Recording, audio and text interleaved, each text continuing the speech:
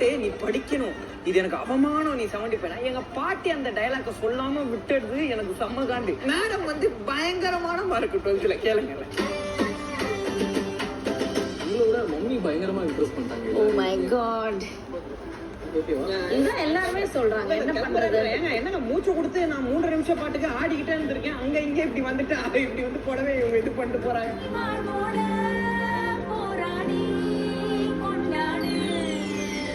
நான் ரொம்ப அப்ரிஷியேட் பண்ணாரு. ஆனா இனிஷியல்ல வந்து இப்படி பண்ணா வேலைக்கு ஆகாது, இப்படி பண்ணாதான் வந்து ரிஹர்சல் சொல்லிட்டு இருந்தாரு. பாட்டுல வந்து போனோம்னா சூப்பரா ஆடிட்டா அப்படின்னு சொன்னாரு. அது ரொம்ப ஹாப்பி.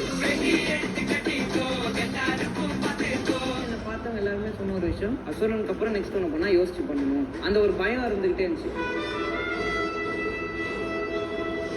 அம்மா வந்து டான்ஸ் ஸ்டெப்பை விட புடவை கட்டிட்டு நடந்ததுல தான் ரொம்ப கஷ்டப்பட்டு. புடவே கட்டதில்லை. அதாவது எனக்கு எப்படி ஃபீல் ஆச்சுனாப்பா, எப்பாப்பா விடுவீங்க அப்படி தூக்கி சொல்லின்னு ஓடலாம், அந்த ஃபீல்லே இருந்தேன் நான்.